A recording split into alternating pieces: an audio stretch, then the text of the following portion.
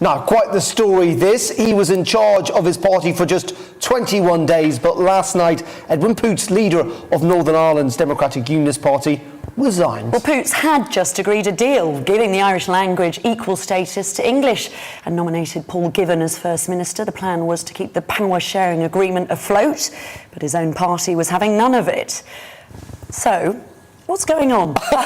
It's so lovely to have you on as a Northern Irishman. Go to the Northern Irishman. Come on. So essentially what we've seen over the last couple of years is the Northern Ireland Executive obviously be in existence, then it would collapse, then it would come into existence again. And largely it has been down to this issue of the Irish language. Clearly, Irish nationalists, and particularly Sinn Féin, want to see the Irish language recognised in Northern Ireland.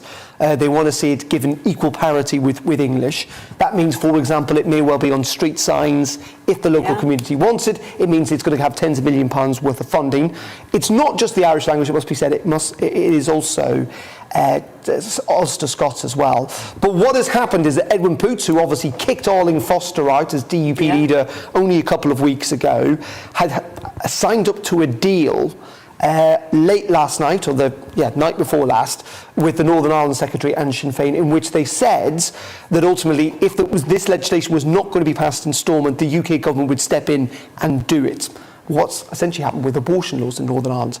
And for many, that went too far. For many in the DUP, it was seen yet again as a capitulation to Sinn Féin. This matters in Northern Ireland politics. They didn't like that Edwin Poots went ahead with it. And now, essentially, he's been booted out. Didn't get to a vote of no confidence, but clearly he'd lost the confidence of the senior members of the party. I mean, some people are arguing that this has kind of been his lifelong ambition to have that post. I mean, his father helped found the DUP. I mean, is that a strong enough reason for him to be resigning? Well, I think it is in the sense many people are really critical of the way he got rid of Arlene Foster. I mean, it was pretty brutal. It was very public. It was slightly, well, more than slightly underhand. And, they think that he's gone too far, that actually kind of being a bit of a hardliner, that he's compromised too much. The really interesting question is what happens next? Because yesterday, as we've said, Paul Givan was nominated as the First Minister of Northern Ireland.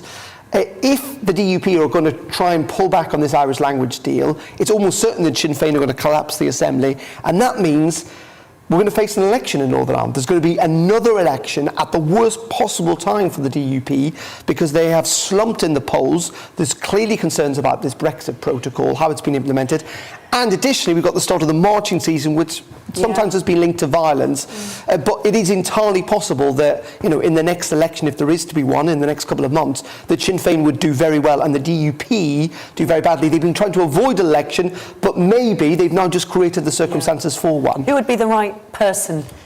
Well, this is the big question. Now, clearly, Jeffrey Donaldson, he's a Westminster MP. He stood against Edwin Poots the first time the leadership of the party has ever been contested. He narrowly lost, and that was a sign of just how fractious the party is just a couple of weeks ago, 3 weeks ago. Would he run again? Possibly not. He lost a couple of weeks ago. What's changed?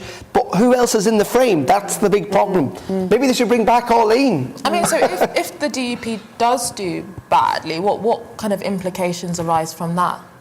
Well, so this could have massive implications because what it could mean potentially depends on the designation because it's not that straightforward, but Sinn Féin almost certainly would be the largest party, and then additionally they could hold the First Minister's seat, and that would be a seismic moment in Northern Ireland. It would certainly make very anxious unionists who are concerned about the protocol feel even more anxious, and that is the concern. And of course, when people are backed in a corner and feel anxious, you get involved in a politics that can at times get quite nasty. And just very quickly before we move on, what about the people of Northern Ireland? What will their reaction? Yet more confusion. It's more confusion. It's political turmoil at a time when it's not needed.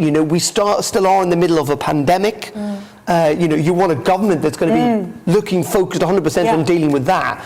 And additionally, as I say, I think there will be concern heading into the summer that political instability can lead to instability on the streets. We've already seen violence, didn't we, at Easter time? And the concern is that that could very easily come back. And it's not a good time, but it's certainly not a good time for the DUP. And what's been the response from Westminster? Has there been any at all?